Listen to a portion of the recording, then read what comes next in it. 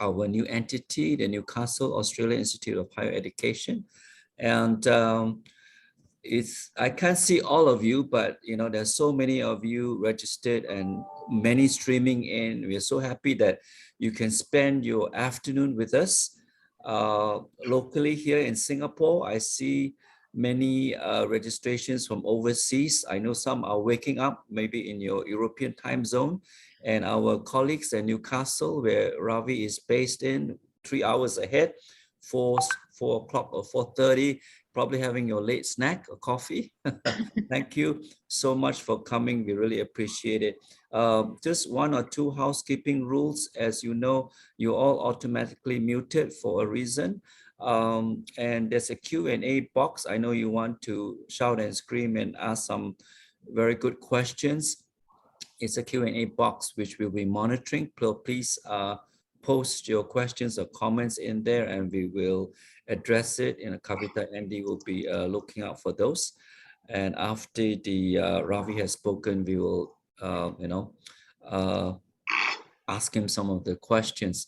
Now, before we invite Ravi, I need to welcome our Pro Vice Chancellor and CEO, Tony Travaglioni, who will spend a few minutes welcoming you. Tony? Thank you, Charles, and welcome everyone. Fantastic to have you all here. We're seeing the numbers really roll in, so very, very good attendance at this webinar today. But of course, that's no surprise to me. I've know Ravi Naidu very, very well, and I'm going to be thrilled to hear his seminar today because he's an absolute global leader in this field, and Charles will introduce him in a more formal way shortly, but I'm sure none of you will be disappointed with this webinar.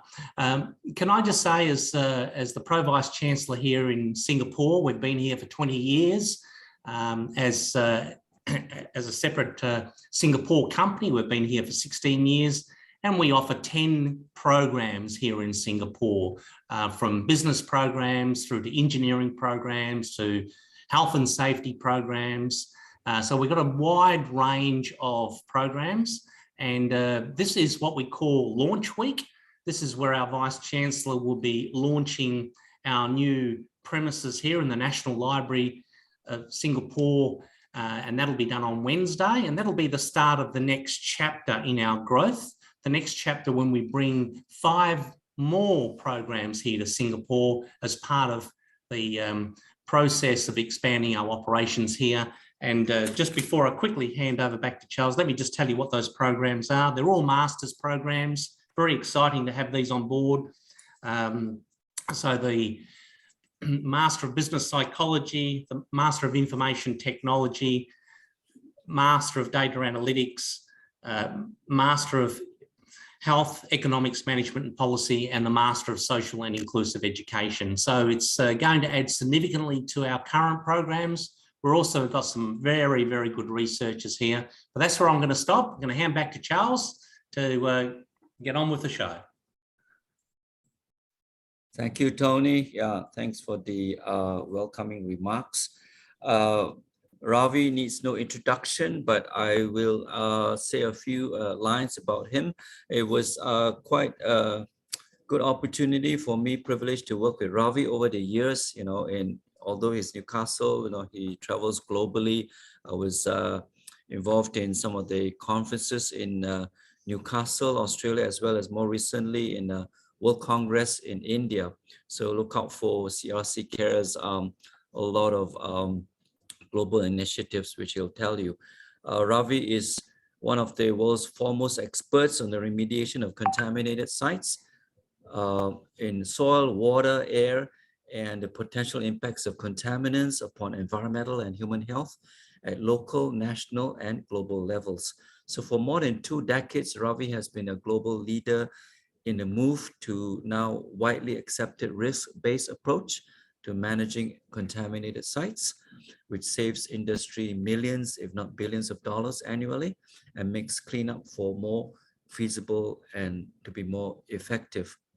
More recently, he has been extending his focus with a view to transforming waste management in a circular economy. And I believe you also would provide some solutions to these big problems that we are talking about. So the topic, as you know, is climate crisis, pollution, biodiversity loss, and how he will enlighten us on to tackle these three existential threats to us and the environment. Let us welcome Ravi. Thank you very much, Charles, Professor Tony Treviglione. Thank you very much for inviting me to your forum and also inviting me to present my talk on climate crisis, pollution, and biodiversity loss. Good afternoon, good evening, and good morning to all the delegates from different parts of the world who are joining us today. And thank you, Charles, for your introduction as well. Let me share my screen.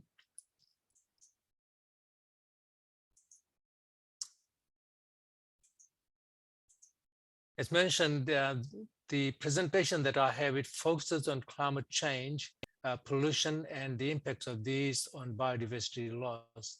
Key questions that I'll be asking in my presentation is how do we tackle all three existential threats to human health and also our environment. I'm going to start with a brief introduction where I will take you through planetary boundaries, Earth's critical zone, because that's where all the actions are, the impacts of climate change and pollution to biodiversity loss. How do we tackle these crises? And based on my presentation, some concluding remarks as well. Now, not too long ago, actually in 2009, which is 2 decades ago, a decade ago, there was an excellent paper published by Rockstrom and his co-authors in Nature, in which they identified 10 planetary boundaries that they said we must not transgress for humanity's own sake. They also said that chemical pollution, which is not yet quantified, is of equal significance or greater significance than climate change. But if you really look at the planetary boundaries, you can actually see that these planetary boundaries, quite a number of them, are interlinked. Example, climate change, chemical pollution, they both impact biodiversity loss, and they also are linked to atmospheric aerosol loading and stratospheric zone depletion. In essence, we are really looking at one of 6 planetary boundaries. Now, these all have implications to Earth's or planet's critical zone. And when you look at what critical zone is, by definition, critical zone is the region between the top of the trees to groundwater. This is the region where you have air that we breathe, for instance. This is the region where you have what we call genetic soil horizon, which is all about food security. This is the horizon where you have groundwater. Often we draw groundwater from drinking purpose.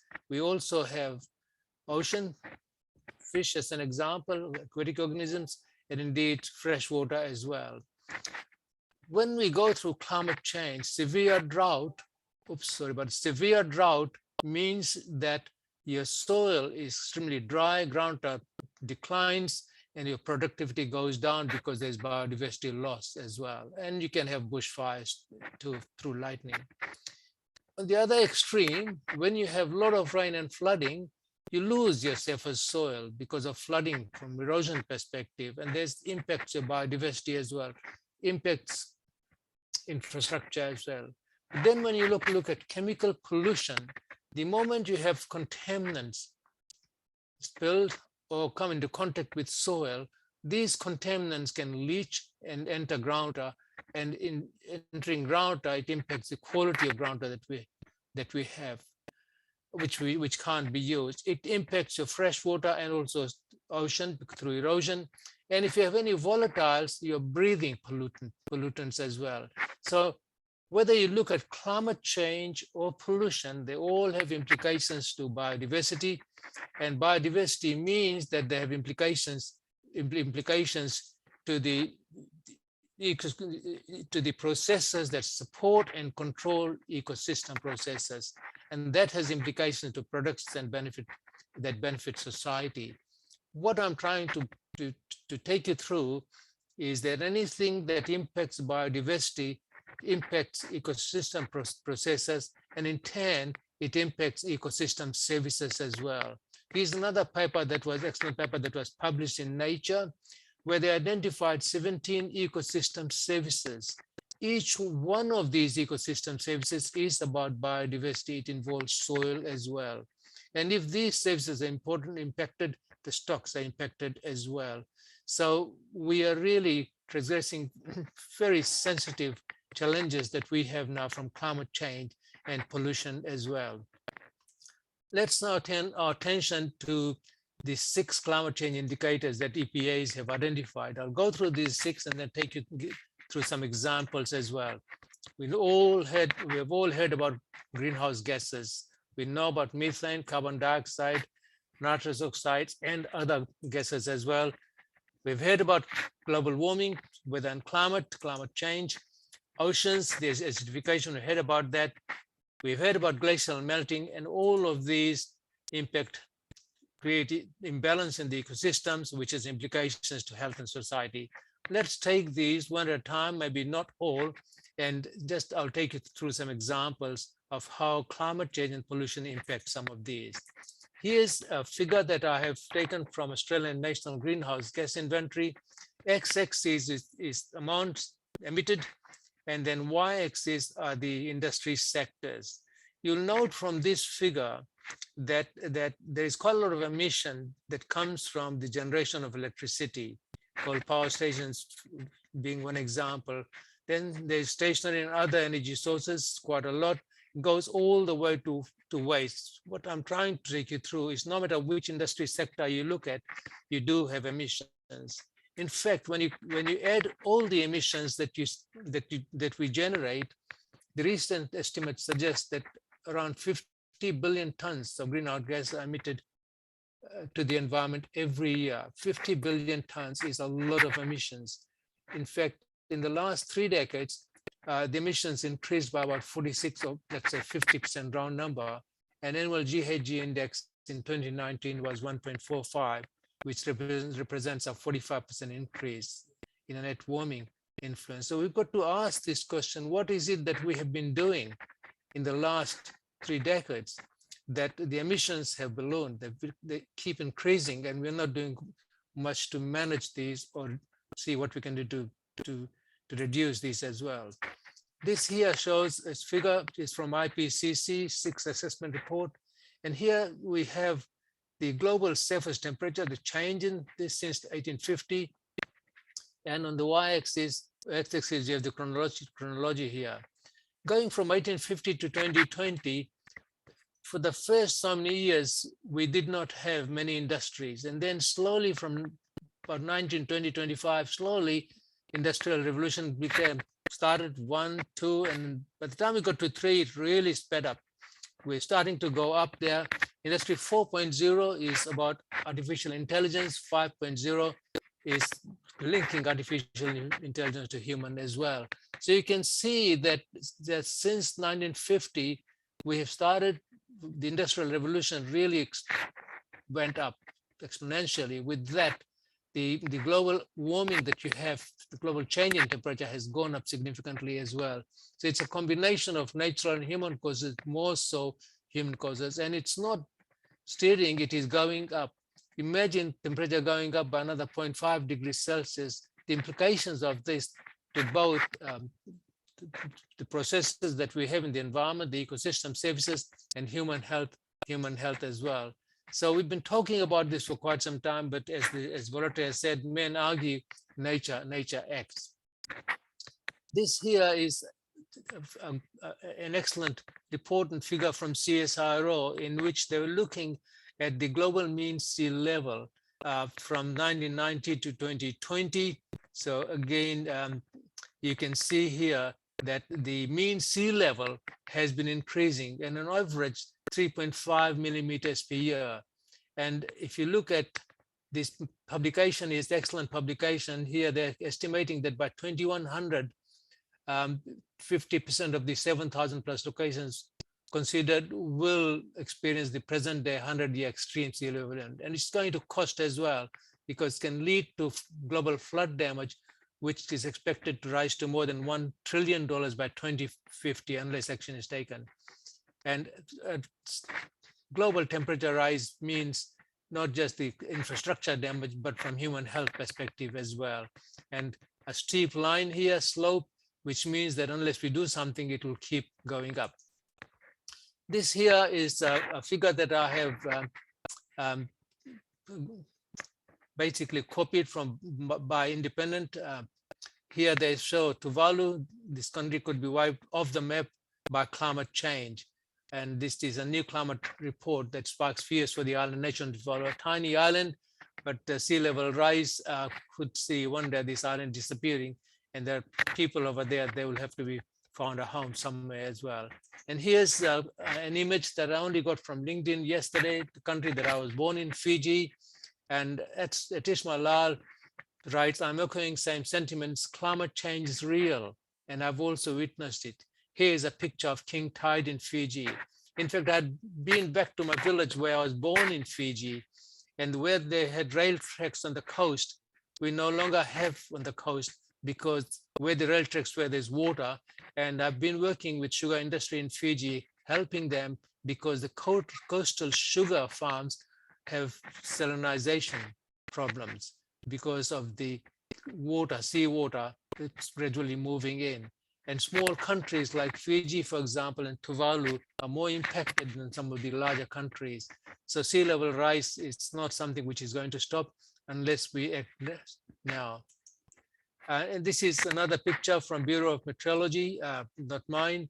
And here they are linking the bushfires, the smoke that we have plume, how it rises, and then linking it to lightning and also downbursts. So no matter which way you look at it, when you have bushfires, impact biodiversity.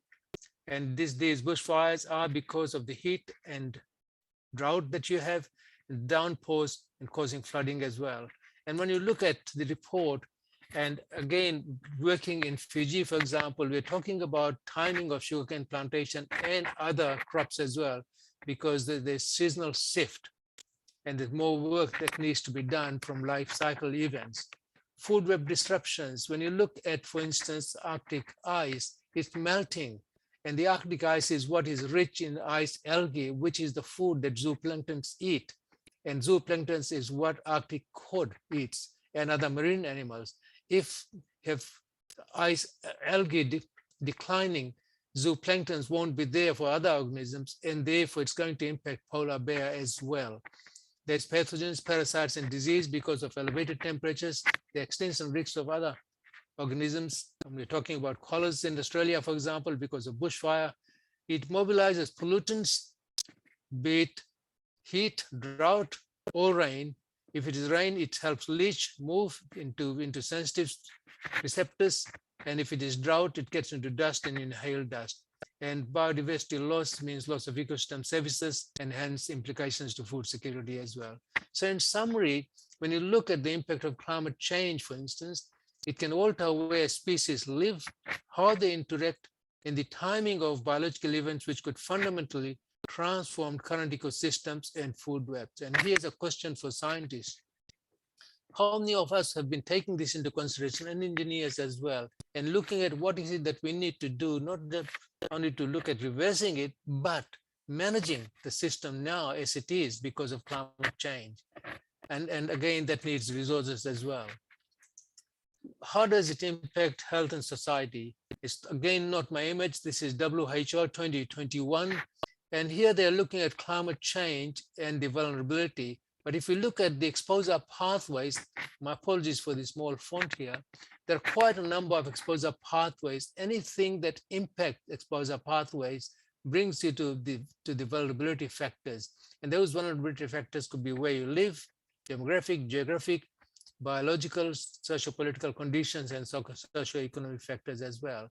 To manage these, you really do need a good health system, capacity, and resilience. This is where government comes into picture, leadership, health workforce, essential medical products, and service delivery as well. If we do not have this in place, then we're seriously looking at health outcomes, the impacts. Won't go into details of this, but you can see that there are quite a number of health challenges for human and also other organisms as well.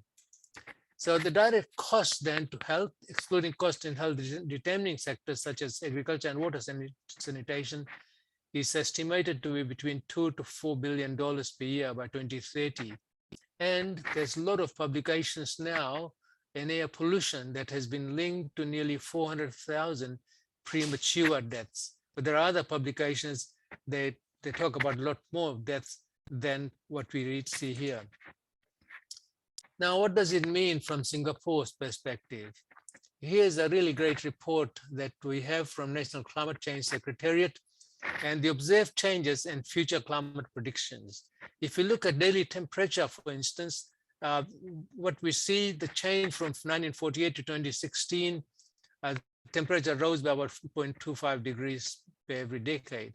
But if you look at what's being predicted, it could be rising from anywhere between 1.4 to 4.6 degrees Celsius. What do you think the implications of that is the biodiversity and human health as well?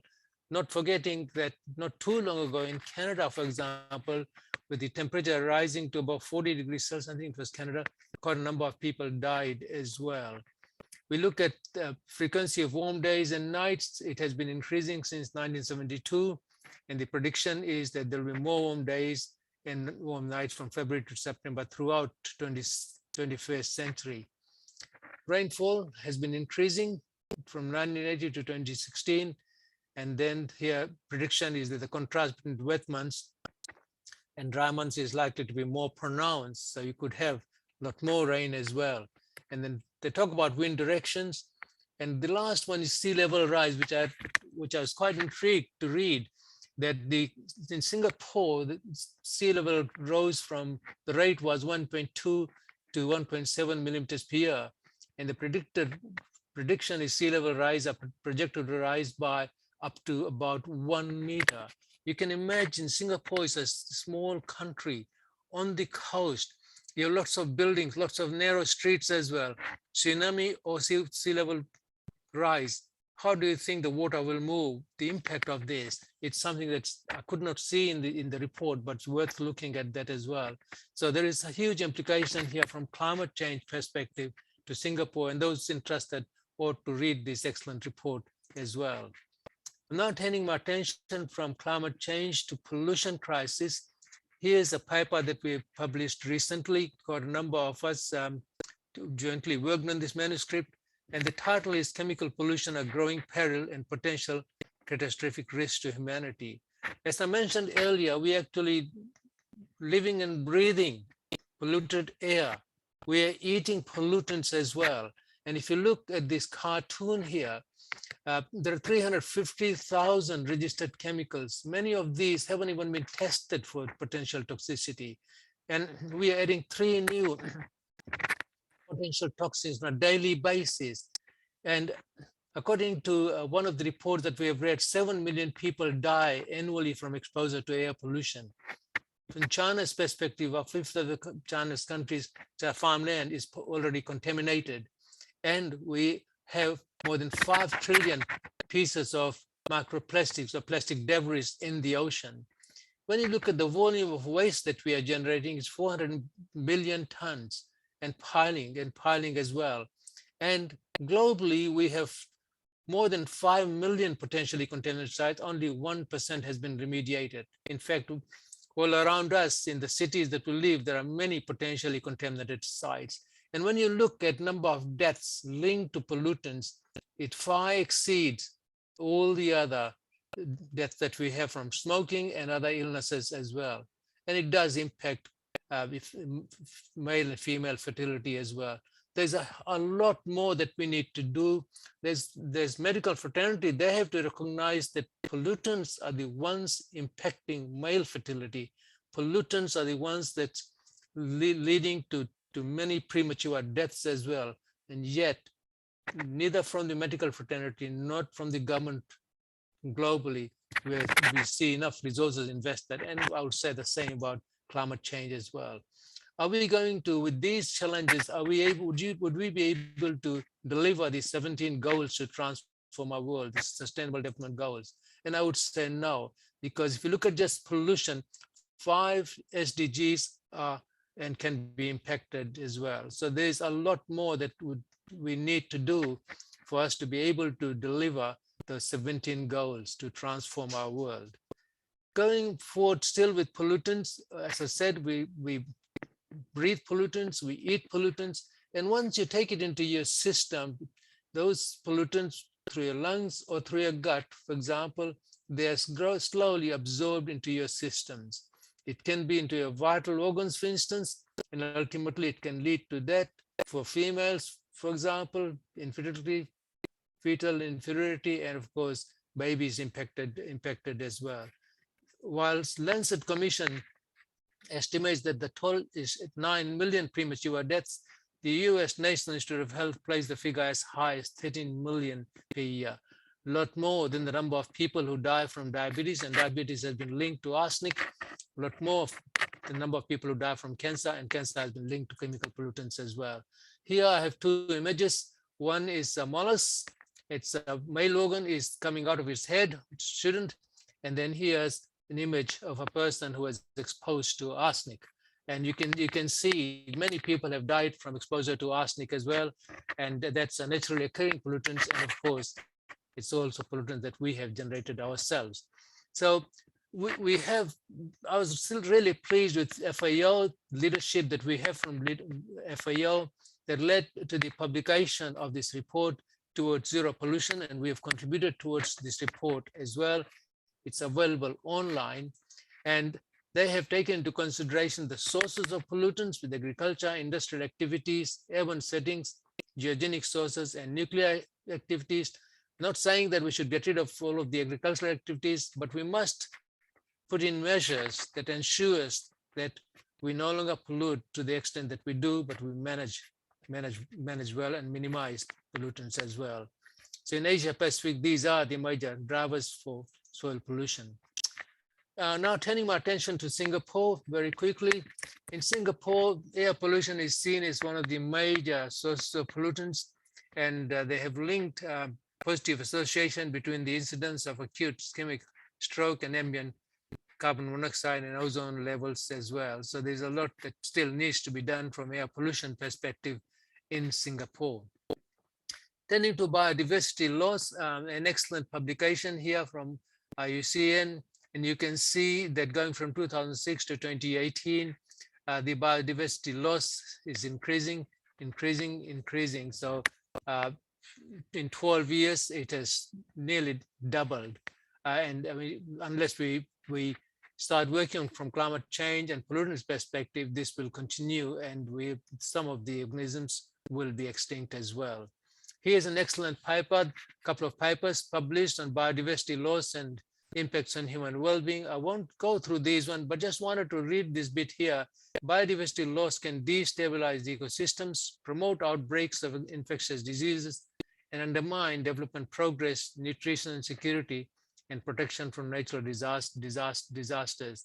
And of course, once you impact biodiversity, it also impacts ecosystem services, which is all about food security as well. So there are five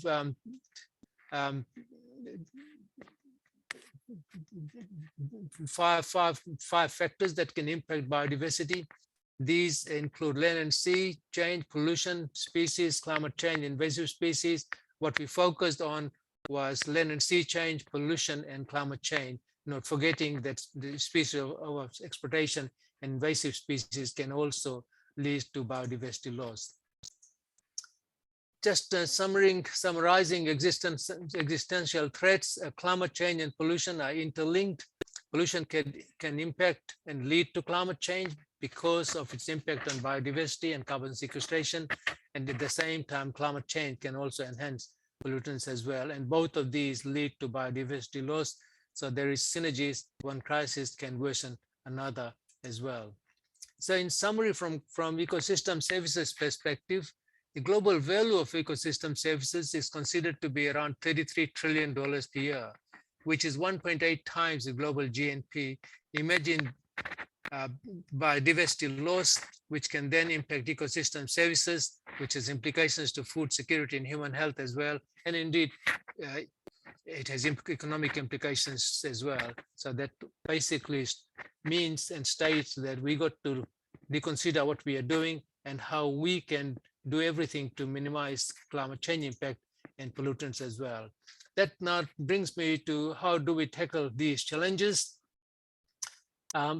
Things are looking good from IPCC, UNEP, and UNESCO, FAO perspective. They've taken it and they're moving it forward. It remains to be seen how well we can adapt this. I'll give an example here, again, from soil pollution perspective. We have citizens now who are recognizing pollutants and the impact it can have on human health. Their attitudes are changing. Producers are looking into this and accepting that they need to do what it takes for them to minimize pollutants. And there's also regulatory and policy implementations as well. Here we are looking at waste, for instance. We've been talking about recycle, reuse, and reduce. And from circular economy perspective, we are now getting many countries are working on this. But these are favorable but slow in practice. But then we also have waste, which we are not able to recycle, reuse, and reduce. And this is where scientists and engineers come into picture to see what we can do to minimize the impact of these on the environment and what we can do to reuse, recycle these as well. So there's a lot that still needs to be done there. So question to ask is past practices and current approaches, are they sufficient or not? For me, the challenges are all opportunities, because every challenge can be seen as an opportunities, and where there are resources, we should see how we can use those resources to come up with solutions for the problems. And here's something that US EPA came up with, and I quite like that, because they said that you have to accept the uncertainty, evaluate system vulnerability, identify what the alternatives are, evaluate the cost and benefits, implement measures. Easier said than done, because for us to do this, we got to have the policies in place. We got to have the polluters to come on board. We got to have the researchers and universities to take this into consideration and come up with those alternatives that are economically beneficial, which can then be implemented, and then we can monitor and periodically review this as well. So a lot more that needs to be done there. I was quite impressed with US EPA coming up with fact sheets on climate change adaptation, particularly from groundwater remediation systems perspective. But there's a lot more that needs to be done, because climate change is not just about groundwater and contaminated sediments, it's more than that. So every country globally needs to take this into consideration and see how we can move forward. Because local people, we all know that there could be ways by which we can do things. We need to quantify these and see how we can help minimize the impact. So what's the trend then? The trend is research, report, and also summary to policymakers. But then from research perspective, academics, we only focus on publications because that's what promotes many of us. Then we don't look at the impact of the solutions that we come up with. How do we convert that into technologies that could be used to minimize the impact of climate change? Asking this question, can we reverse that? And same can be said about pollution. What's critical for implementation are policies. Policies can't be overly conservative, has to be underpinned by sound science. And this is where the link between researchers and policymakers is important as well. So with that, I'm reaching my end of my talk with my concluding remarks. Climate change and pollutant biodiversity loss, the tri-effect is existential, and maybe our current tool and approach to measure the risk is insufficient. It needs resources, and we need to work together to be able to come up with solutions. And that working together means researchers, industry, and policymakers jointly coming up with solutions. Gaps have been identified, and we need science-backed policies and adaptability of these as well. Priority for one crisis, at the moment we are talking about climate change, while we are lagging behind another, which is pollution, which is again something that we need to look at. I do believe that there's a need for an accord like Paris climate change for chemical pollutants as well, something that I recommended in 2013. I'm still pushing for this, and hopefully we can all recognize this and work jointly on this with me. I would like to acknowledge Dr. Baba Vishwas, Rashidul, and Amal, who helped me with this presentation, and of course, acknowledge the University of Newcastle and CRCK as well. Always happy to respond via email. So those of you who are interested to write to me, please do take note of my email address as well. Thank you very much, and thank you for your patience listening to my presentation. Thank you very much, Prof. Ravi, for the excellent presentation for such a difficult subject. I know we could have a discussion over a few hours and debate on such an exciting topic, but we only gave you 25 minutes, so but I'm sure Ravi can be contacted. We have a few burning questions, and then time is upon us. I think we can bring that up to the floor. Kavita, probably we can summarize some of the questions and yeah, thank you so much, Professor Ravi Naidu, for that excellent presentation. It was quite an eye-opening session on the three important aspects. And from my point of view, I think pollution, climate change, these two topics are widely discussed and people do understand. But when it comes to biodiversity, right, how do we actually bring the importance over to the plate when it comes to business people, business sectors? They don't really link their sectors to biodiversity. The loss of biodiversity is not really big for them. So how can we actually bring it to their plate and tell them that it is contributing in one way or the other to your sector as well? That's a really tough question, Kavita. Let me see how we can handle this. I think the one thing that I have recognized working with, let's start with farmers and also with business, at the end of the day, it's all about profitability. True. What is it that they can put into place that will help them enhance profitability? And therefore, where biodiversity loss comes into picture, let's just look at farmers, for instance. Biodiversity is all about soil health as well. Soil health means productivity. If we are able to get the farmers to appreciate the implications of bioavailability, biodiversity to soil health, they will come on board, and I've seen them come on board. Then there remains the larger companies, for instance, and I think they're slowly changing now because they're taking on board sustainable development goals.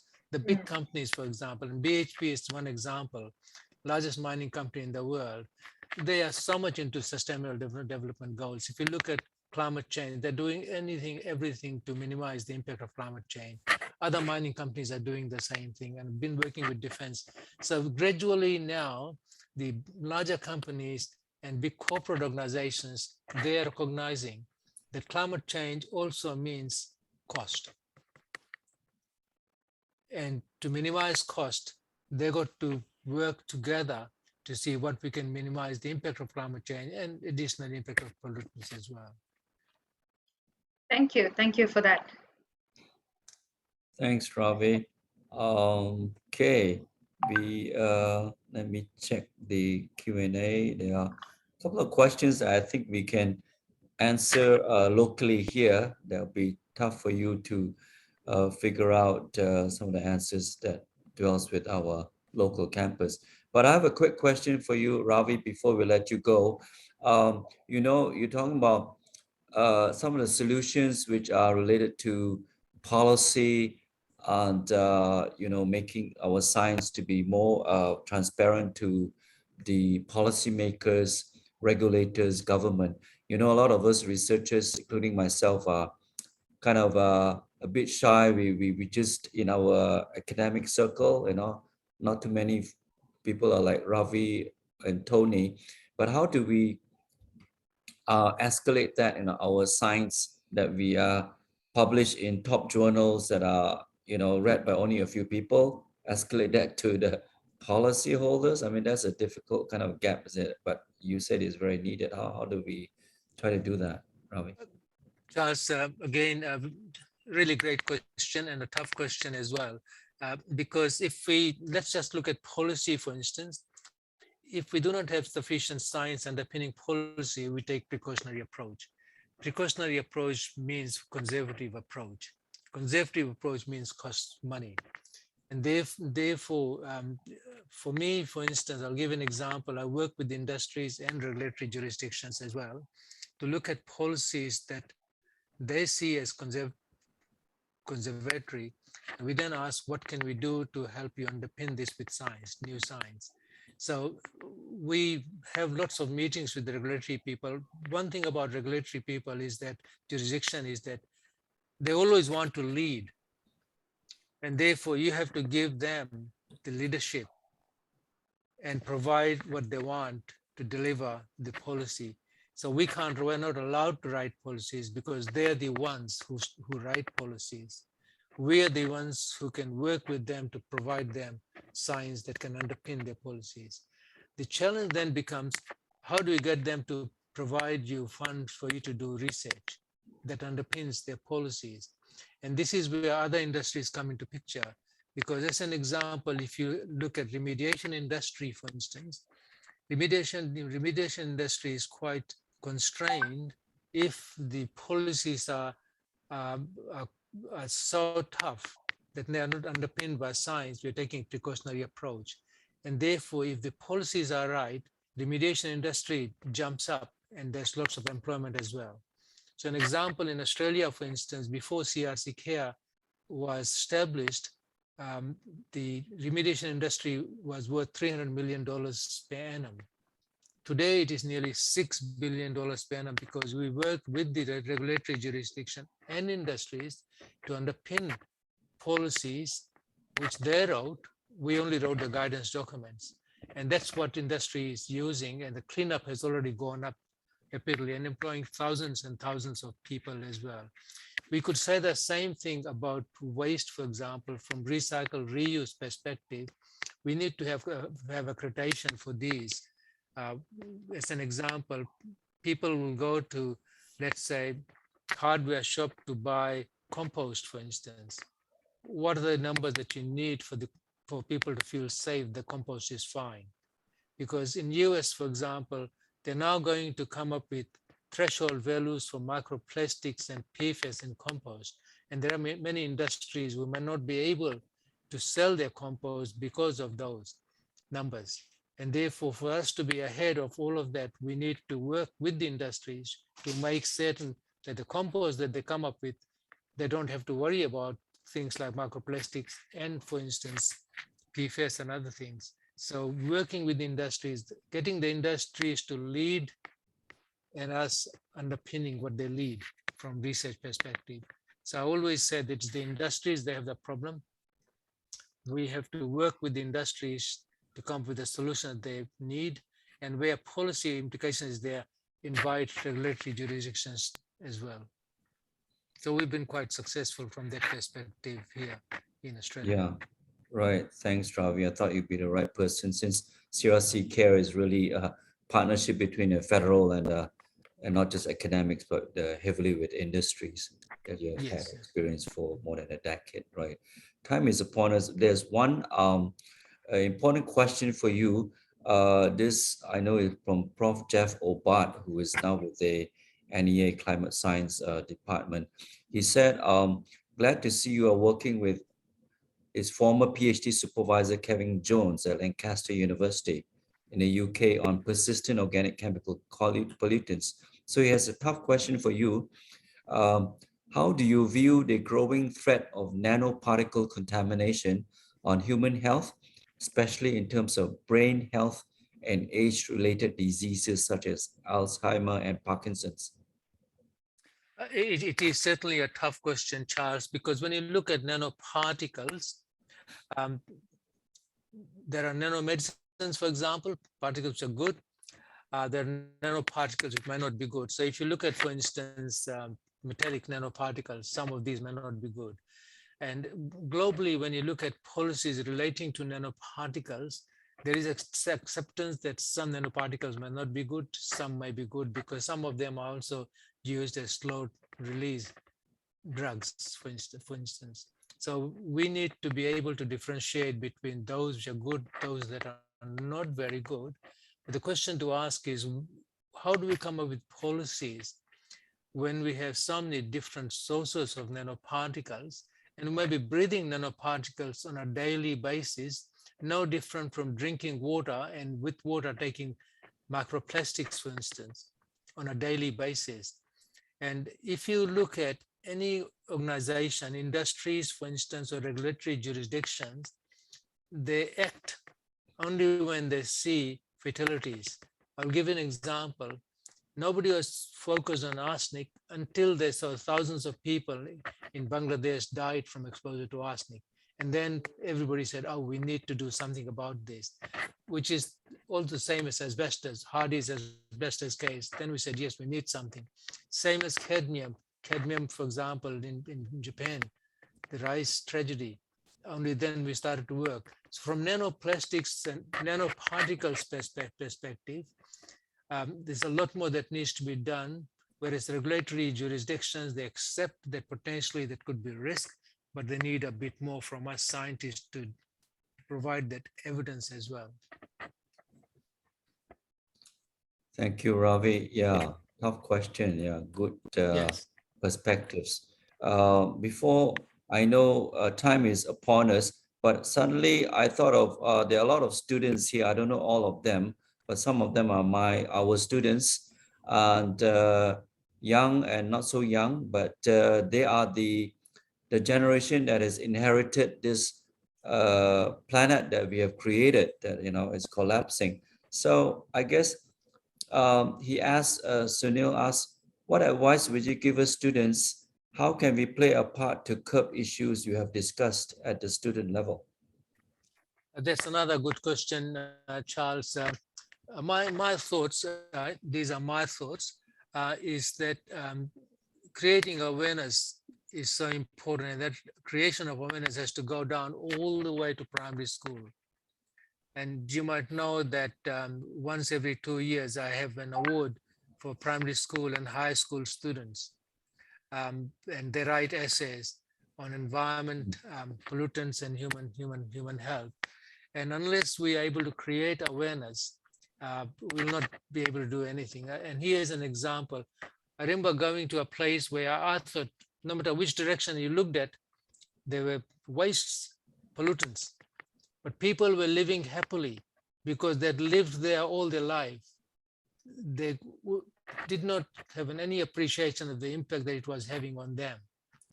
And under those circumstances, you need to be careful how you communicate to people about the risk.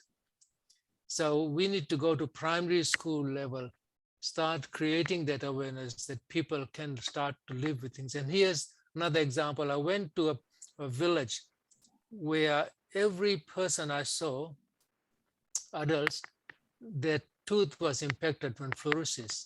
So I said to this lady who's teacher, I said that you are a beautiful young teacher, but aren't you concerned with your tooth? She said to me that in this village where we are, by the time you're 20 years old, everybody loses teeth. So this is quite natural.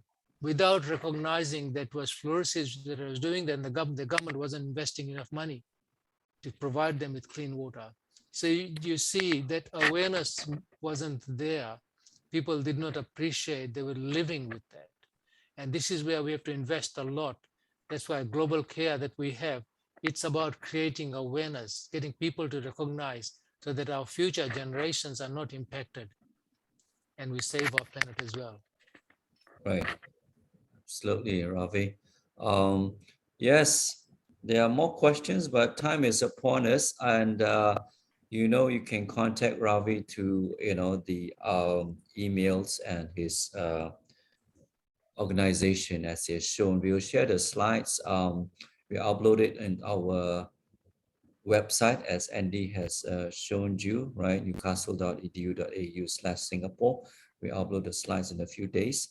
And also, Ravi is always here available. And also, if you're in Singapore, we're right here, as Tony mentioned.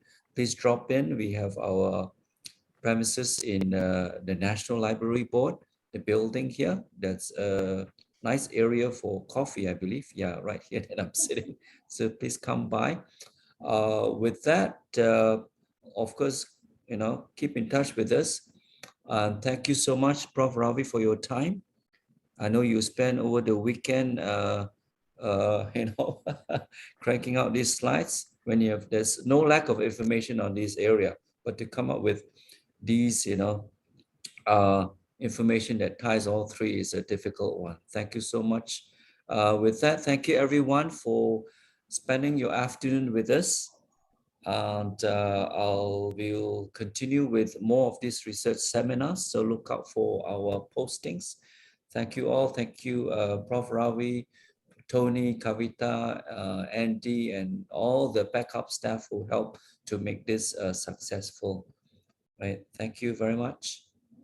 Thank you very much. Thanks, Bye-bye. Ravi. Thanks. Thank you. Thank Bye-bye. you. Bye.